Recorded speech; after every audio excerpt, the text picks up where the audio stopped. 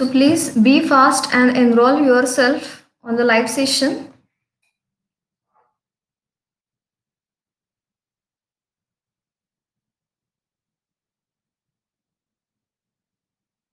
I'll wait for 5 minutes so that student can enroll.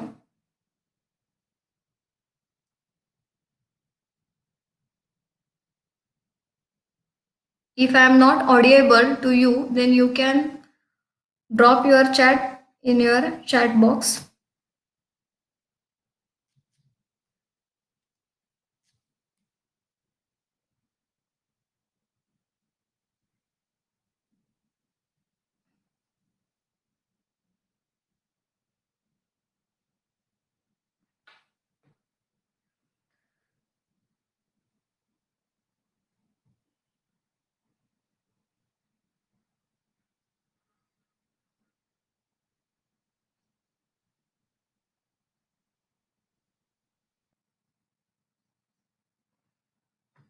Okay, by that time I'll share the PPT.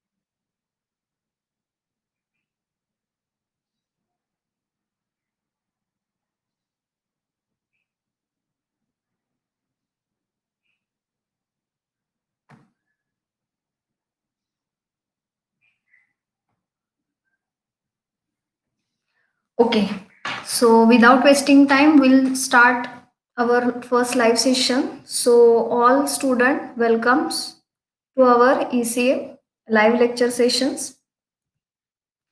So we have started energy audit of electrical system and the marks are 16 marks.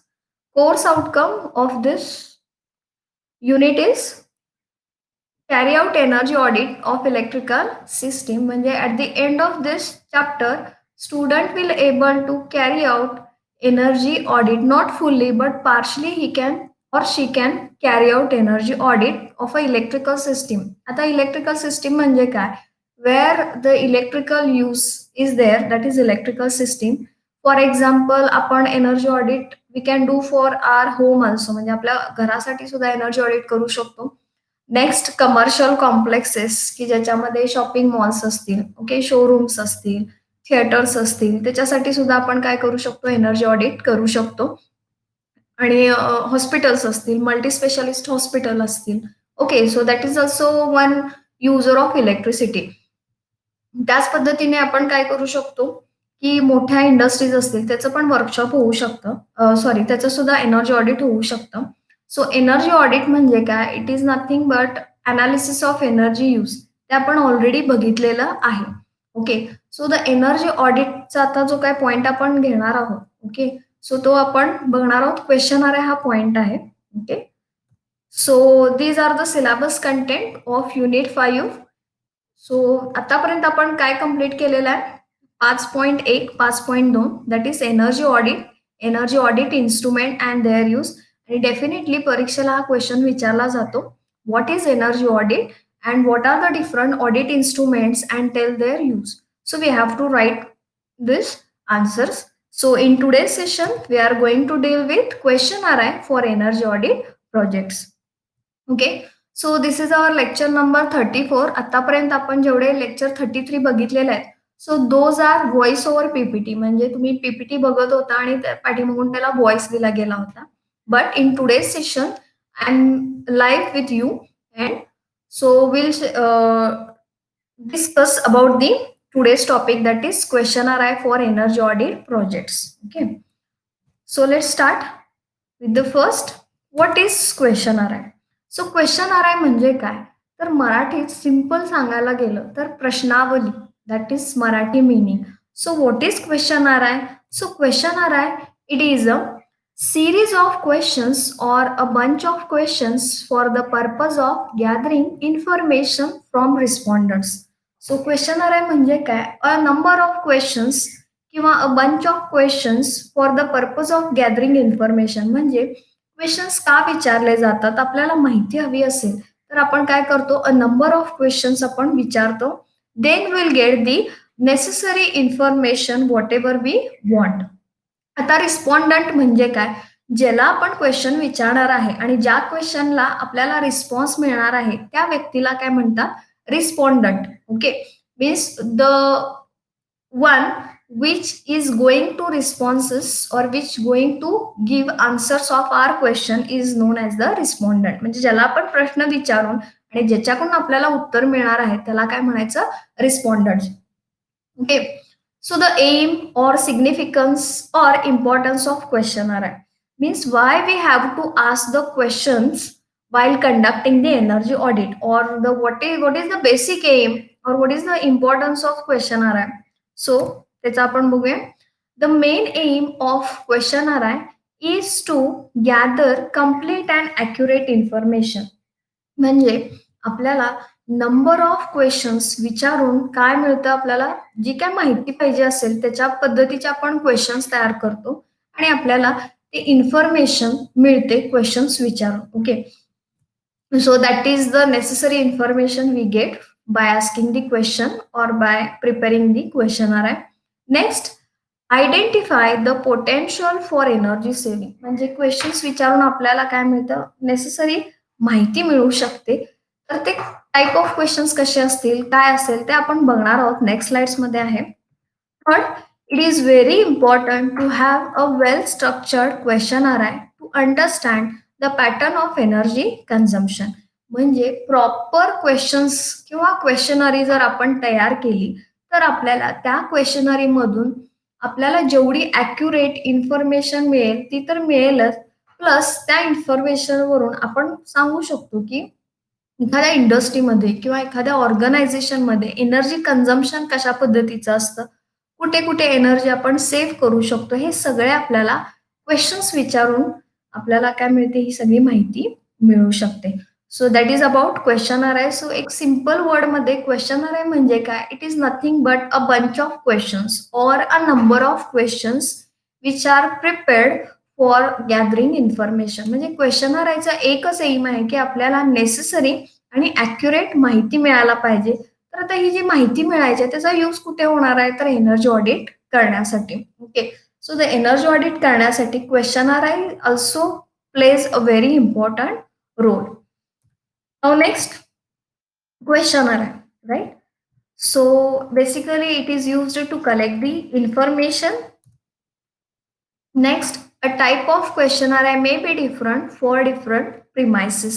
म्हणजे एकच questionnaire आहे आपण सगळीकडे विचारत बसू शकत नाही. म्हणजे फॉर एक्झाम्पल कॉलेज असेल आणि कॉलेजसाठी जर आपल्याला क्वेश्चनर प्रिपेअर करायचं असेल तर आपण केली आणि जे काय कॉलेजची क्वेश्चनरी आहे किंवा जे काही क्वेश्चन्स आपण तयार केलेले आहेत स्ट्रक्चर, तेच जर आपण हॉस्पिटलमध्ये जर एनर्जी ऑडिट करायचं असेल आणि सेम क्वेश्चन जर आपण हॉस्पिटलमध्ये विचारले तर काय-काय क्वेश्चनचे आन्सर्स आपल्याला मिळणार नाहीत, कारण ते तिथे एक्झिस्टच नसणार आहेत. For example number of classrooms किती आहेत? तर तेच जर हॉस्पिटलमध्ये विचारलं तर आपल्याला त्याचं मिळणार नाही आन्सर. तिथे आपण काय विचारलं पाहिजे? नंबर ऑफ वॉर्ड्स किती आहेत? राइट? परत इथे आपण जर म्हटलं की कॉलेजमध्ये लेथ मशीन्स असतात मेकॅनिकल डिपार्टमेंटला. तसंच हॉस्पिटलमध्ये लेथ मशीनचा काहीच यूज नाही आहे. Right? So we cannot use same questionnaire आहे फॉर डिफरंट ॲप्लिकेशन. म्हणजे कॉलेजचे जे काही आपण क्वेशन्स तयार केलेले आहेत, जसं मी सांगितले, की लेथ मशीन्स किती आहेत कॉलेजेसमध्ये. ॲक्चुअली ते वर्कशॉप, मेकॅनिकल वर्कशॉप जिथे असतं, तिथे आपल्याला लेथ मशीन्स लागतात, राइट? सो तेच क्वेशन्स आपण मल्टी स्पेशालिस्ट हॉस्पिटल जे आहेत किंवा शॉपिंग मॉल्स आहेत, राइट? तिथेही विचारू शकत नाही. सो क्वेश्चनर आहे ही कशावर डिपेंड राहते, तर टाइप ऑफ प्रिमाइसेस किंवा type of applications. For example कॉलेजसाठी क्वेश्चनर वेगळी असेल, हॉस्पिटलसाठी वेगळी असेल, शॉपिंग मॉलसाठी वेगळी असेल, एखाद्या वर्कशॉपसाठी वेगळी असेल, घरासाठी वेगळी असू शकते, right? So it depends upon the premises की जिथं आपण एनर्जी ऑडिट करणार आहोत त्या प्रिमाइसेसमध्ये आपण बघून ते क्वेश्चन्स काय करायला लागतात, फॉर्म करावे लागतात. पण मेन पर्पज एकच आहे क्वेश्चनर आहे चा, to gather the information, correct and accurate information. Now we'll see questionnaire आहे. सो आपण आजच्या सेशनमध्ये आपण क्वेश्चनर आहे कशा कशासाठी प्रिपेअर केलंय ते आपण बघणार आहोत. सो फर्स्ट, कॉलेज, स्कूल और institute.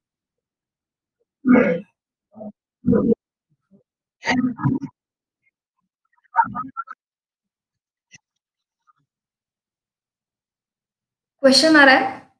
So please mute all your mic, phones तुमचे जे आहेत ते म्यूट करून ठेवा.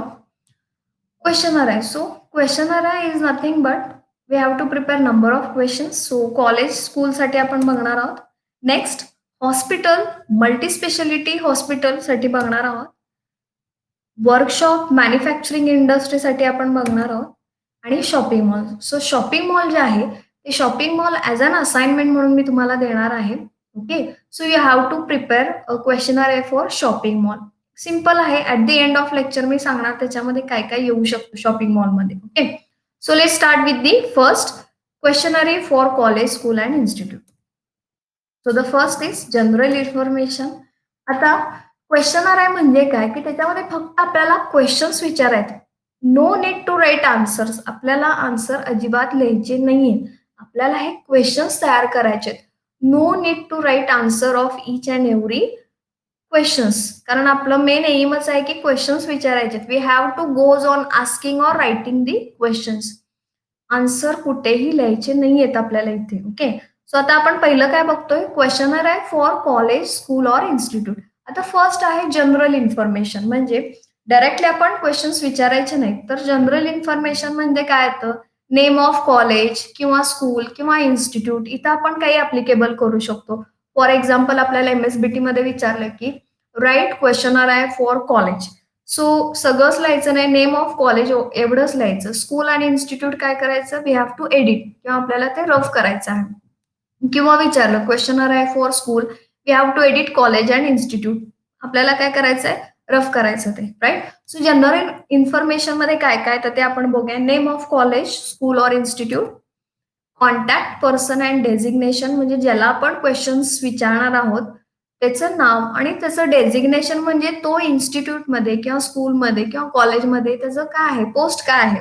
म्हणजे weather it is lecturer, weather it is administrative or peon किंवा जे त्याचं डेझिग्नेशन आहे ते आपल्याला तिथे लिहायचं आहे. Next, address. आपल्याला आता कॉलेज, इन्स्टिट्यूटचा ॲड्रेस लिहायला पाहिजे. फोन नंबर, कॉलेज, स्कूल किंवा institute cell number, fax number, mail I D कॉलेजचा, वर्किंग अवर्स किती असतात कॉलेजचे ते लिहायचं आहे आपल्याला. So this is about the general information, की ज्याच्यामध्ये हे जनरल इन्फॉर्मेशन आहे त्यातलं सगळे जे पॉइंट्स आहेत 1 to 6 पॉइंट्स हे सगळ्यांना कॉमन आहेत. मग ते हॉस्पिटलमध्ये घेतलं तरी चालेल. सेम वरचे जे पॉइंट्स आहेत जनरल इन्फॉर्मेशन तर तेच तुम्ही कशाला रिपीट करू शकता, हॉस्पिटलसाठी, इंडस्ट्रीसाठी, ओके, शॉपिंग मॉलसाठी. फक्त नेम ऑफ शॉपिंग मॉल येणार, नेम ऑफ हॉस्पिटल एवढंच चेंज येणार आहे. अदरवाईज बाकीच्या सगळ्या ज्या गोष्टी आहेत दोज विल बी सेम. आता फर्स्ट आपण लिहूया लाइटिंग लोड. कारण हा इझी टू अंडरस्टँड आहे म्हणून आपण लाइटिंग लोड डिटेल्स घेतले. त्याच्यामध्ये टेबल करायचं आहे. ओके. तर टेबलमध्ये काय काय येणार आहे, serial number, type of lighting fixtures. Type of lighting fixture म्हणजे कुठल्या पद्धतीचं लॅम्प वापरलेला आहे, म्हणजे वेदर CFL आहे, LED आहे का जुने इनकॅन्डेसेंट लॅम्पच वापरतायत ते येणार टाइप ऑफ लाइटिंग फिक्चर्स मध्ये. बलास्ट टाइप म्हणजे बलास्ट कुठले आहेत, इलेक्ट्रिकल बलास्ट आहे, इलेक्ट्रॉनिक बलास्ट आहे, तो कुठला बलास्ट वापरलेला आहे तो. क्वांटिटी म्हणजे किती लाइटिंग्स किंवा लॅम्प्स आहेत, बलास्ट आहे त्याची क्वांटिटी. पॉवर रेटिंग म्हणजे वॅटेज, लॅम्पचं वॅटेज किती आहे आणि operating hours. Okay. So operating hours सुद्धा आपण इथे लिहू शकतो. तर हे झालं लाइटिंग लोड डिटेल्स, की ज्याच्यामध्ये फक्त आपल्याला टेबल्स तयार करायचे, आन्सर अजिबात लिहायचे नाहीत. फक्त आपल्याला ब्लँक टेबल तयार करायचे आहे. ओके. सो हे झालं लाइटिंग लोड डिटेल्स. तुम्ही याच्यामध्ये ऍड करू शकता टेबलमध्ये सिरियल नंबर नंतर लोकेशन. ओके. कॉलेज लोकेशन असेल, स्कूल लोकेशन असेल किंवा इन्स्टिट्यूट लोकेशन. लोकेशन म्हणजे for example number of classrooms असतील. ओके. तर ते क्लासरूम कुठे कुठल्या फ्लोअरवर आहे, ओके. क्लासरूमचा नंबर काय ते सुद्धा आपण ऍड करू शकतो. राईट. सो हे बेसिक टेबल इथं दिलेलं आहे की ज्याच्यामध्ये लाईट लॅम्प कुठल्या प्रकारचा आहे, बलास्ट इलेक्ट्रिकल आहे का इलेक्ट्रॉनिक ते लिहायचं, क्वांटिटी, पॉवर रेटिंग आणि ऑपरेटिंग अवर्स. ओके. सो हा फक्त टेबल प्रिपेअर करायचा आहे. आपल्याला क्वेश्चन्स फक्त प्रिपेअर करायचे आहेत, आन्सर लिहायचे नाहीत. त्यामुळे हा टेबल ब्लँक ठेवलेला आहे. Okay. So this is about the college और स्कूल और इन्स्टिट्यूट. हे बेसिक माहिती आपण लिहिली. पुढचं data collection of various appliances or machines. आता असं सांगितलं की कॉलेजेसमध्ये मेकॅनिकल डिपार्टमेंट असेल, राईट. तर तिथं काय असतात, लेथ मशीन्स असतात आणि लेथ मशीनला ड्राईव्ह करण्यासाठी इलेक्ट्रिकल मोटर्स असतात. तर ते आपण माहिती लिहिणार आहोत. फॉर एक्झाम्पल आता सपोज आपण आपलंच कॉलेजचं एक्झाम्पल घेतलं, राईट. शरद इन्स्टिट्यूटचं जर एक्झाम्पल घेतलं तर आपल्या कॉलेजेसमध्ये मेकॅनिकल डिपार्टमेंट आहे. मेकॅनिकल डिपार्टमेंटसाठी lathe machine is a must. तर त्या लेथ मशीनसाठी आपलं एक वर्कशॉप आहे, राईट. तर त्या वर्कशॉपमध्ये साधारण 20 to 25 काय आहेत, लेथ मशीन्स आहेत. ओके. सो त्या लेथ मशीन्स आपण काय करणार आहोत, किंवा त्या लेथ मशीनला ड्राईव्ह करणारं जे मोटर आहे, राईट. तर त्या मोटरची इन्फॉर्मेशन आपण इथं घेणार आहोत. So first, motor use similar sheet for different Motors. म्हणजे आता एक टाईपच्याच मोटर्स आहेत आपल्या कॉलेजेसमध्ये, 3 फेज इंडक्शन मोटर आहेत, राईट. तर एकच पद्धतीचं आहे तेव्हा एकच शीट वापरली तरी चालेल. सपोज दुसऱ्या टाईपच्या मोटर्स असतील, सिंगल फेज इंडक्शन मोटर असतील किंवा वेगळ्या मोटर्स असतील, तर ते सुद्धा आपण काय करू शकतो, तिथं लिहू शकतो. सो फर्स्ट, फॅसिलिटी, लोकेशन म्हणजे त्या मोटर्स कुठं लोकेट केलेल्या आहेत ते. नेक्स्ट, डिपार्टमेंट कुठला आहे. फॉर एक्झाम्पल मी इथं आपलं कॉलेजचं मेकॅनिकल डिपार्टमेंट लिहू शकते. Next, process and nature of load. म्हणजे प्रोसेस कंटिन्युअस प्रोसेस असते. नेचर ऑफ लोड काय आहे, लोडिंग किती असतं त्याचं, बॅचमध्ये लोडिंग असतं का कंटिन्युअस लोडिंग असतं ते. मोटर टाईप कुठल्या प्रकारची मोटर आहे, मोटर परचेस डेट किंवा एज, ते सगळं मोटरवर लिहिलेलं असतं. नेमप्लेटवर कपलिंग टाईप म्हणजे बेल्ट कपल्ड आहे, डायरेक्ट कपल्ड आहे, गिअर्ड कपल्ड आहे, कशा पद्धतीनं मोटर लेथ मशीनला कपल्ड आहे ते आपल्याला बघायचं आहे. मेथड ऑफ स्टार्टिंग, स्टार्ट कशी केली जाते, मोटर ड्युअल स्टार्टर वापरतात किंवा स्टार डेल्टा स्टार्टर वापरतात, रोटर रेझिस्टन्स स्टार्टर ते आपल्याला मेन्शन करायचं आहे. ड्युटी सायकल काय आहे त्याची, रिबाउंड झालंय का त्या मोटरचं, if yes then we have to make a tick mark on yes, if no then simply on no we have to do tick mark. So by asking this questions will get the info. So आपल्याला हे नुसते questions विचारायत, इथे जे blanks आहेत तिथं आपल्याला कुठलंही answer लिहायचं नाही. Okay. Now next is motor nameplate data. म्हणजे मोटरच्या नेमप्लेटवर काय डेटा आहे तो आपल्याला म्हणजे क्वेश्चन्स विचारायचे. हिस्ट्री, मॅन्युफॅक्चररचं नाव, ज्या मोटर्स आहेत त्याचं मॅन्युफॅक्चररचं नाव, motor I D number. Motor I D number is given by the manufacturer only. मॅन्युफॅक्चरनेच तो दिलेला असतो किंवा सिरियल नंबर म्हणतात त्याला. रेटिंग मोटरचं एचपी मध्ये किंवा किलोवॅट मध्ये. एन्क्लोजर टाईप म्हणजे टोटली एन्क्लोज्ड आहे, पार्शियल एन्क्लोज्ड आहे किंवा स्क्रीन टाईप एन्क्लोज, म्हणजे मोटरचं कव्हरचं टाईप कुठलं आहे ते आपल्याला तिथे लिहायचं आहे. सिंक्रोनस स्पीड मोटरचा काय आहे तो नेमप्लेटवर लिहिलेला असतो. फुल लोड स्पीड काय आहे तो आपल्याला मेन्शन करायचा आहे. Voltage rating, full load current rating, नेमप्लेटवर असतं हे सगळं. आणि नेमप्लेटवरचा जो काय डेटा असतो तो सगळा काय असतो, फुल लोडचा असतो. फुल load power factor, full load efficiency of motor आणि इन्सुलेशन क्लास, राईट. सो हे जे काय आहे ते सगळं आपल्याला काय करायचे आहेत, क्वेश्चन्स विचारायचे आहे. ओके. याच्यामध्ये आपण आणखीन काही काही गोष्टी ऍड करू शकतो. टेम्परेचर सुद्धा ऍड करू शकतो. मोटरचं टेम्परेचर किती आहे, किती असतं, full load temperature of motor ते आपण काय करू शकतो, ऍड करू शकतो. ओके. Next, electrical utility. त्याच्यामध्ये टेबल्स आहेत. ओके. इलेक्ट्रिकल युटिलिटीमध्ये बघूया आपण. इक्विपमेंट टेबल तयार करायचा आहे. Equipment, capacity of that equipment, rating of that equipment, quantity आणि operating hours. For example transformer. आता आपल्या कॉलेजमध्ये सुद्धा ट्रान्सफॉर्मर आहे. तर त्याचं रेटिंग किती आहे ते इथं लिहायला पाहिजे. किती केव्हीएचा आहे, 25चा आहे का 50 केव्हीएचा आहे तो. क्वांटिटी, किती क्वांटिटी आहे. ऑपरेटिंग अवर्स काय असतात ट्रान्सफॉर्मरचे ते लिहायचं आहे. एअर कॉम्प्रेसरचं रेटिंग किती आहे, त्याचं क्वांटिटी किती आहे, ऑपरेटिंग अवर्स किती आहेत ते आपल्याला लिहायचे आहेत. रेफ्रिजरेशन सिस्टीम असेल तर त्याचं आपल्याला काय करायचं इथं रेटिंग्स लिहायचे आहेत. आणखीन काय इक्विपमेंट असतील, अदर इक्विपमेंट जर कॉलेजमध्ये असतील, तर त्याचं फॉर एक्झाम्पल सी मशीन आहे आपल्या कॉलेजेसमध्ये राइट? मेकॅनिकल डिपार्टमेंटमध्येच आहे ते वर्कशॉपला. सी मशीन आहे. मोठी मशीन झालं तर सी मशीन आहे. तर त्याचं रेटिंग असेल. किती क्वांटिटी आहे, त्याचे ऑपरेटिंग अवर्स काय आहेत. तर ते आपल्याला इथं काय करावं लागतात, म्हणजे विचारावं लागतात questions. Remember that we don't have to write any answers, only we have to write the questions. Okay. हे सगळं जे आहे ते ब्लँकच ठेवायचं आहे. इव्हन एम-एस-बी-टीमध्ये जरी विचारलं, तर आपल्याला फक्त क्वेशन्स लिहायचे आहेत. We are not suppose to write the answer of questions whatever we have written in the paper. Now the DG set, that is diesel generator set details. So त्याच्यामध्ये आपल्याला टेबल तयार केलाय परत इथे.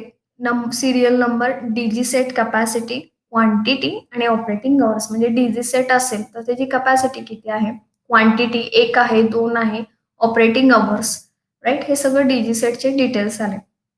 ओके. आणखीन environmental condition, that is geographical details. म्हणजे आपल्याला yes.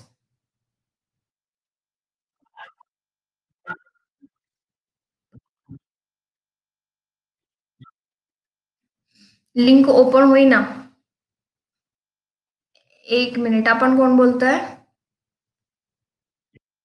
Chinmay Chavan. तुम्हाला दिसतंय स्क्रीन?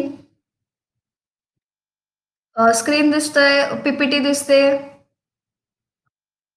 हा, मग काय असणार आहे त्यांचा, एक तर नेटचा प्रॉब्लेम असेल त्यांचा, राईट. कारण इथे तुम्हाला दिसतंय म्हणजे त्यांनाही दिसायला पाहिजे. लिंक तुम्हाला ओपन झाले म्हणजे त्यांना सुद्धा ओपन व्हायला पाहिजे, राईट. त्यामुळे एक मिनिट, आय विल ऍक्सेप्ट. त्यांनी कालपासून ऍक्सेप्ट केले नसतील मे बी त्यांनी. ओके. तुम्ही कालच ऍक्सेप्ट केलं होतं ना, जे काय मी पाठवलं होतं ते. आयडीवर तुम्ही हे केलं होतं ना, तुम्ही लॉग इन केलं होतं ना, आयडीवर ऍक्सेप्ट केलं होतं ना ते. मग त्यांनी मे बी केलं नसेल, त्यामुळे तो प्रॉब्लेम झाला असेल, राईट. पण बाकीच्यांना दिसतंय ना, जे कोण आहेत आता इन त्यांना दिसतंय. दिसतंय बाकीचे आहेत स्टुडंट, कारण आता परत मग मला ते सगळे किती एनरोल झाले ते बघायला परत again I have to go back and again I have to start. जे कोण आता प्रेझेंट आहे त्यांना दिसतंय सगळ्यांना स्क्रीन? दिसतंय, काही प्रॉब्लेम नाहीये. Yes. Okay. So shall I continue? Shall I continue? Okay. So please mute all your microphones. Please mute yourself. Okay. So environmental conditions, geographical details, की ज्याच्यामध्ये आपण काय बघणार आहोत की it is not mandatory that we have to write this environmental condition. आता कॉलेजचं environmental condition लक्षात घेऊन आपण त्याच्यावर काही करू शकत नाही, कारण कॉलेजेसमध्ये मेन थिंग काय आहे, टीचिंग, राईट. प्रोडक्ट जे असतात ते आपले स्टुडंटच आहेत. ओके. सो आपल्यात काही मॅन्युफॅक्चरिंग इंडस्ट्री नाही की ज्याच्यामध्ये ॲटमॉस्फिअरचा काही इम्पॅक्ट कॉलेजमध्ये होईल. बट समोर सपोज तेच जर आपण एखाद्या इंडस्ट्रीमध्ये जाणार असेल किंवा वुडन इंडस्ट्री असेल किंवा कॉटन इंडस्ट्री असेल, तर त्याचा इम्पॅक्ट काय होतो, आपल्याला त्या मॅन्युफॅक्चरिंग इंडस्ट्रीवर होतो ॲटमॉस्फिअरचा इम्पॅक्ट. पण आपलं आता कॉलेजचा पण क्वेश्चनर आहे प्रिपेअर करतोय म्हटल्यावर जिओग्राफिकल कंडिशनचा काही इम्पॅक्ट होत नाही. सपोज तुम्हाला जर लिहायचं असेल क्वेश्चन्स एन्व्हायरमेंटल कंडिशन्सवर, तर तो आपण प्रिपेअर करू शकतो. For example, type of atmosphere म्हणजे कुठल्या टाइपचं ॲटमॉस्फिअर आहे ते, weather it is dam, cold, cloudy, okay, rainy. So ते आपण ऍड करू शकतो की type of atmosphere, humidity, okay, maximum temperature that can happen in that college area, okay, minimum temperature. So हे क्वेश्चन्स आपण काय करू शकतो, सेल्फ प्रिपेअर करू शकतो. म्हणजे ह्याला just by common sense we can prepare environmental condition questions. जसं सांगितलं की type of atmosphere, humidity, maximum temperature, minimum temperature. Okay. So such a kind of question we can prepare. इथं मी लिहिलेले नाही आहेत, but student you can prepare or you can write question yourself. Additional information if any.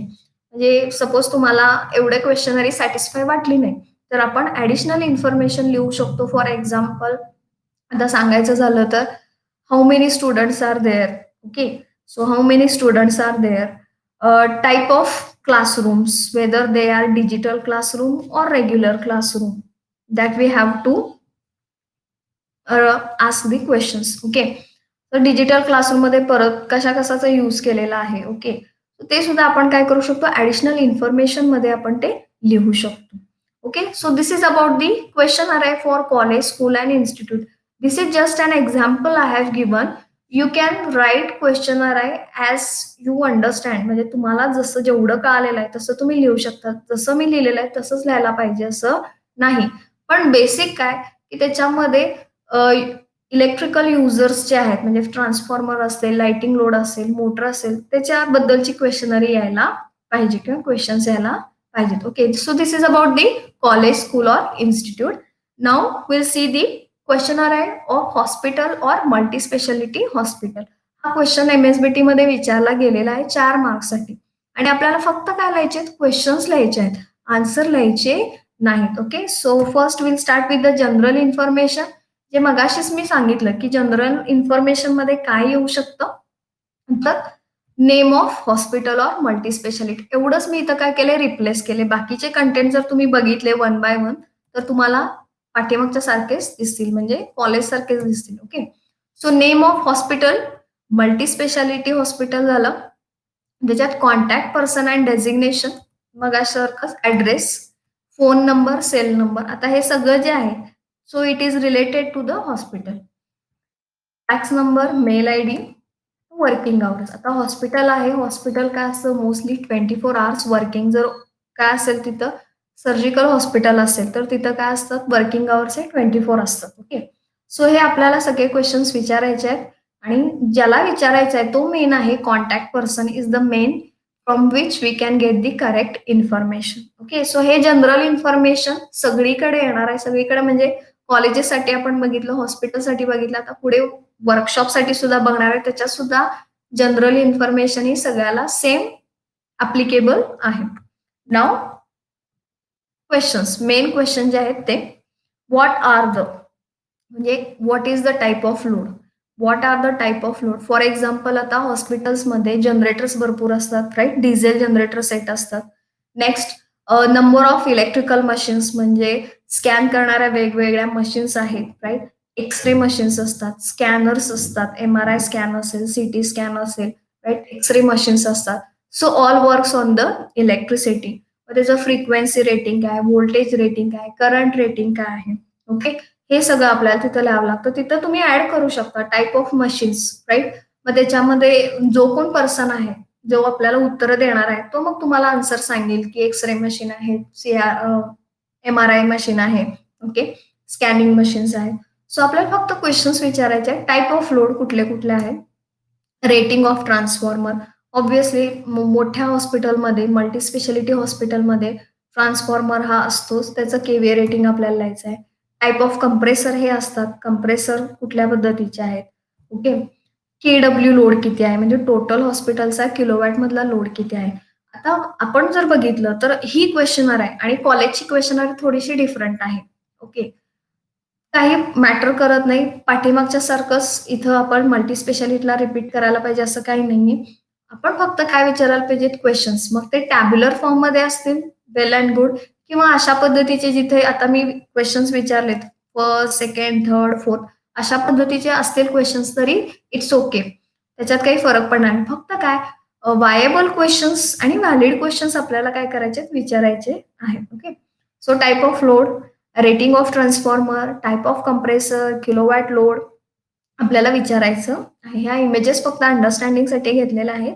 So हे जे काही information आहे questions then आपल्याला काय करायचं आहे राईट डाऊन करायचं आहे while conducting the energy audit.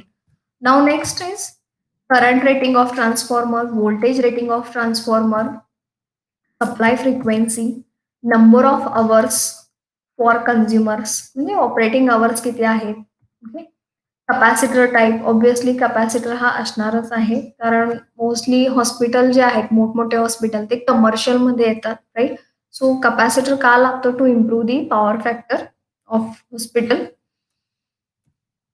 Type of transformer कुठल्या पद्धतीचा आहे, whether it is oil cooled, okay, air cooled, natural cooled, right.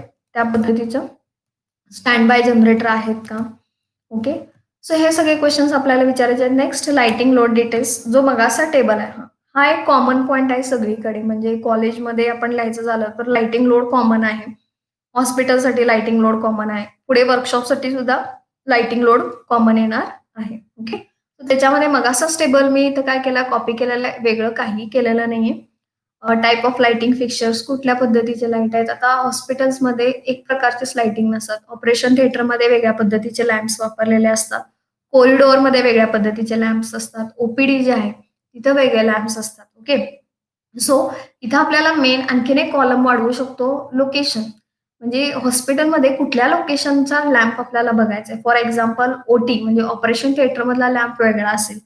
त्याचा जो ब्राईटनेस आहे तो जास्त असणार आहे. Okay. Because we have to because that doctor has to do the critical operation. So ती जी काही इंटेन्सिटी आहे लॅम्पची तिथं ऑब्व्हियसली जास्त असणार आहे. सपोज आपण कॉरिडॉरचं घेतलं तर कॉरिडॉरमध्ये लॅम्पची इंटेन्सिटी कमी असणार आहे. इल्युमिनेशन किंवा ब्राईटनेस कमी असणार आहे. सो हे पद्धतीचं आपण लोकेशन वाईज काय करू शकतो, लाइटिंगचे फिक्चर्स कुठले आहेत ते बघू शकतो. फॉर एक्झाम्पल सीएफएल आहे, का एलईडी आहे, का इनकॅन्डेन्सेट आहे, हॅलोजन टाईप आहे, हे आहे. बलास्ट कुठले आहेत, क्वांटिटी किती आहे लॅम्पची आणि बलास्टची, वॅटेज काय आहेत ते, आणि ऑपरेटिंग आवर्स. सो हा जो टेबल आहे लाइटिंग लोडचा तो सेम पेस्ट तुम्ही काय करू शकता, कुठलेही ऍप्लिकेशन असेल, शॉपिंग मॉल्स असतील, मल्टीस्पेशालिटी हॉस्पिटल असेल, कॉलेज असेल, इन्स्टिट्यूट असेल, ओके, वर्कशॉप असेल, हा टेबल जो आहे लाइटिंग लोडचा टेबल तुम्ही सगळीकडे कॉपी करू शकता. ओके. आणखीन एक कॉलम ऍड करू शकता, लोकेशन. ओके. जे मी इथं ऍड केलं नाही तुम्ही ऍड करू शकता. Okay. So this is about the hospital. Next question आ रहा है ऑफ वर्कशॉप और मॅन्युफॅक्चरिंग इंडस्ट्री. मग ते स्मॉल वर्कशॉप असू दे, मोठं वर्कशॉप असू दे, इंडस्ट्री असू दे, you can repeat all this questions. So general information मगाशी सांगितल्याप्रमाणे सेम इथे एक मी पिक्चर घेतलेला आहे which shows a number of machines in a workshop. Okay. Name of workshop manufacturing industry हे कॉमन आहे.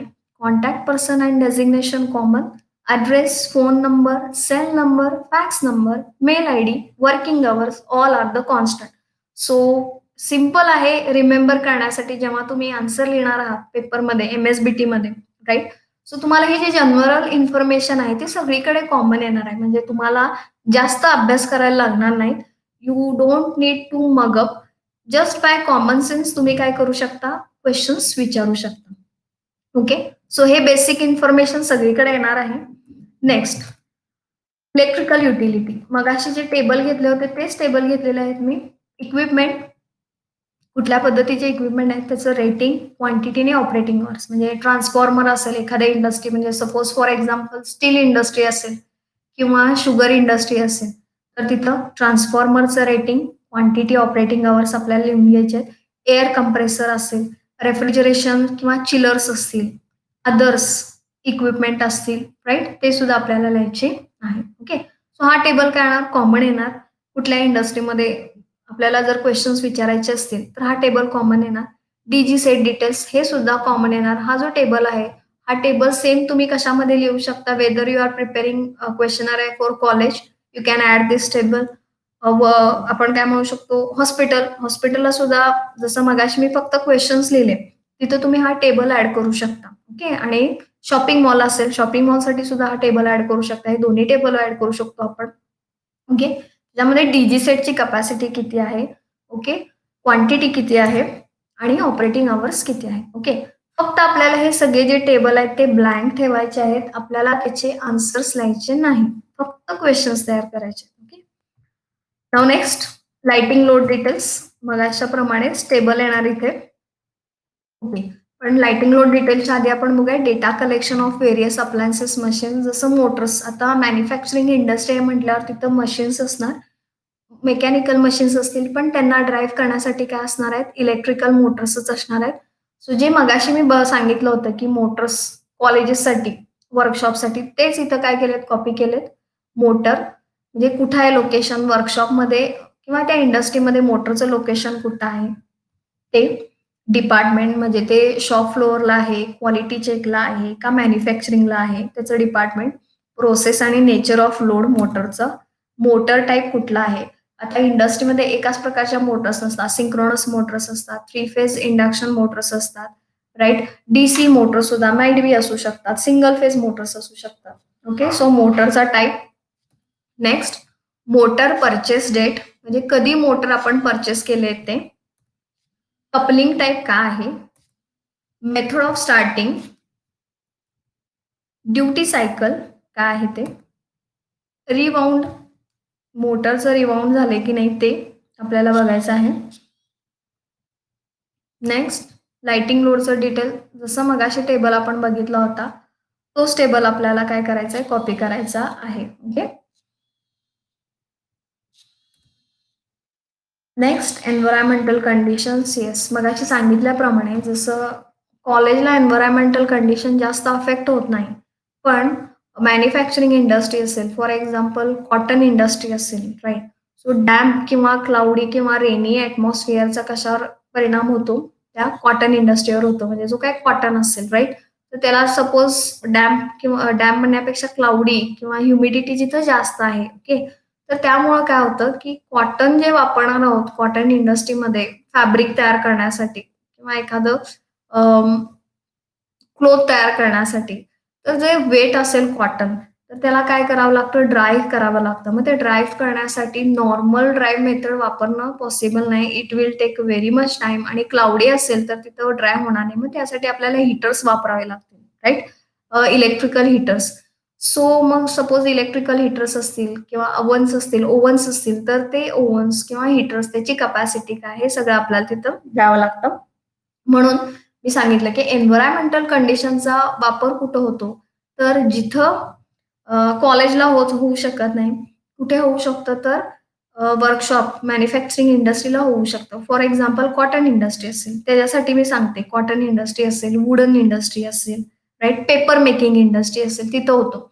स्टील इंडस्ट्री असेल तर तिथं जास्त इम्पॅक्ट होत नाही. मग जसं मगाशी सांगितल्याप्रमाणे आपण काय-काय क्वेशन्स ॲड करू शकतो. तुम्ही सुद्धा आता प्रिपेअर करू शकता questions. Environmental condition, type of environmental condition, okay. Temperature, maximum temperature किती आहे, मिनिमम टेम्परेचर किती आहे, ओके. हे सगळं आपण ॲड करू शकतो. ॲडिशनल इन्फॉर्मेशन, सपोज त्या पर्सनला आणखीन काही इन्फॉर्मेशन द्यायची असेल, आपण आणखीन क्वेशन्स विचारू शकतो आणि आणखीन इन्फॉर्मेशन काय करू शकतो आपण त्याच्याकडून काढून घेऊ शकतो.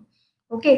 So this is about the questionnaire आहे. सो आजच्या सेशनमध्ये आपण काय बघितलं, फक्त आणि फक्त क्वेशन्स कसे तयार करायचे. पण क्वेशन्स तयार करताना आपल्याला एक लक्षात घ्यायला पाहिजे, की ॲप्लिकेशन कुठं आहे? कुठलं प्रिमाइसेस दिलंय आपल्याला क्वेशन्स लिहायला. फॉर एक्झाम्पल आता एम-एस-बी-टीमध्ये शॉपिंग मॉलसाठी दिलेलं आहे questions.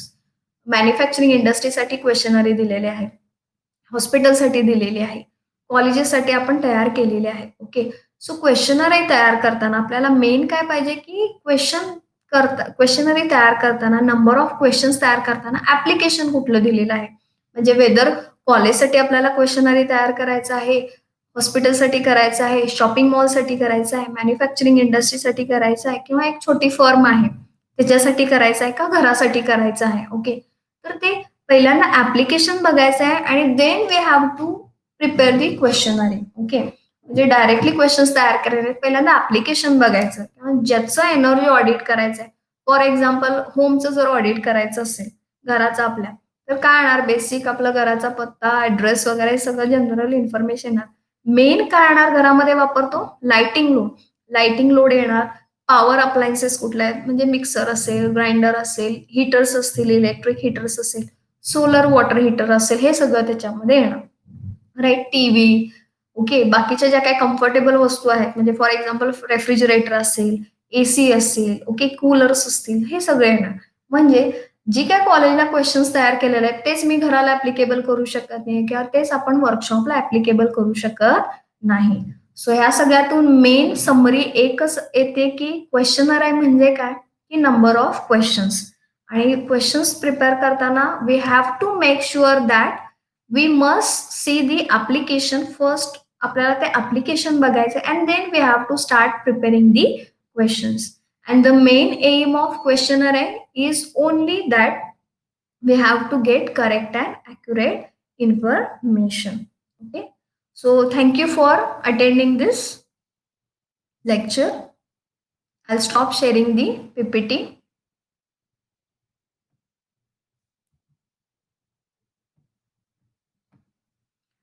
Okay. So this ends our live lecture. I hope you understand questionnaire. And जर तुम्हाला डाऊट असतील तर तुमचे जे काही डाऊट्स असतील you can drop your doubt in our chat box. जो चॅट बॉक्स दिलेला आहे तिथं तुम्ही काय करू शकता? ड्रॉप करू शकता. काल काचं session? Have you understood today's session? Anyone can give answer? तुमच्यातलं कुणीही एक आन्सर देऊ शकतं?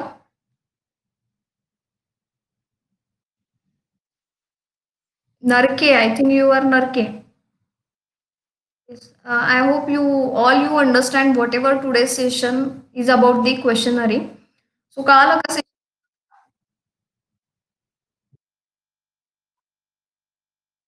Yes. Yes. Very good. Right. Yeah. Okay. So one assignment I left to you, that is you have to prepare the questionnaire for shopping mall. Okay. So shopping मॉलसाठी तुम्ही काय काय questions, आता आय थिंक किती 18 participant आहेत, I think including मी, right? So आणि जरी मला क्वेश्चन्स तयार केले तरी आय मे बी हॅपी. एक एक क्वेश्चन्स तुम्ही मला सांगू शकता शॉपिंग मॉलसाठी. म्हणजे हा काय होईल, आपला सेशन वन वे होणार नाही. That will be a two way communication. काही तुम्हाला जेवढं कळालंय एक एक क्वेश्चन प्रिपेअर करा, that's it. Yes. Lamp load details. मग त्याच्यामध्ये तुम्ही, म्हणजे मी मगाशी सांगितलं की टेबल तयार केले होते. Instead of table you can simply write questions one by one. एकाखाली एक तुम्ही क्वेश्चन्स लिहू शकता. येस. नरकेने सांगितलं. दुसरं कोण आहे इथे? ऋषिकेश, प्रतीक, आणि कोण आहे इथे? सिद्धार्थ, श्रावणी, श्रुती. तुम्ही सांगू शकता एक एक क्वेश्चन्स. रिपीट झाले तरी चालेल, काही प्रॉब्लेम नाही. नरके has given the answer. Okay, त्यांनी आन्सर सांगितलेला आहे. बाकीचेही सांगू शकता तुम्ही. एनीवन? श्रावणी?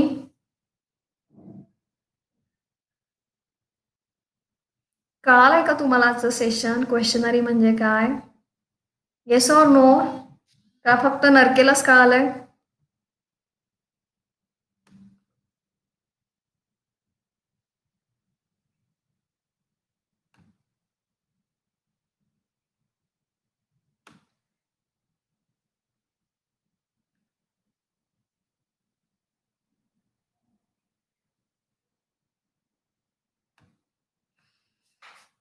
येस. नरके, तुम्ही सांगा.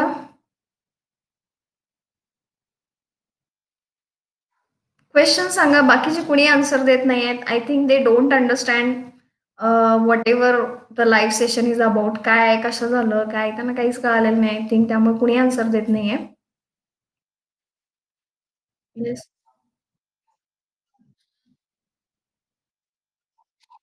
हं,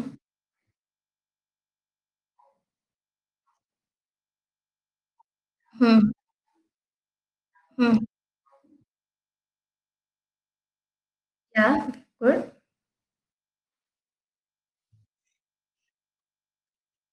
येस, येस.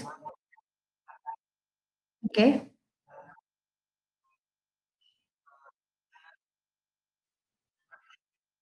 ओके. या, and another things that you found in shopping mall is accelerators. Okay. Yes. Means for driving that accelerator lifts, we must have the motor, right? झालं. मग मगाशी जे सांगितलं ते तुम्ही कॉपी करू शकता. Yes. Okay, okay.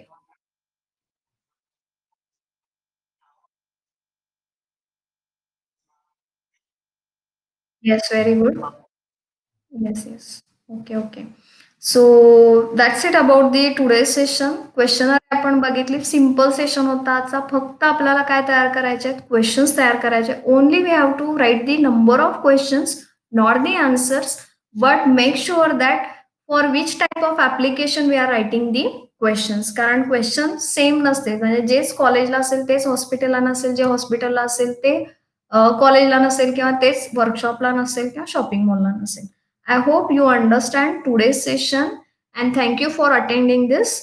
today's live session. So I'll stop here. Thank you once again.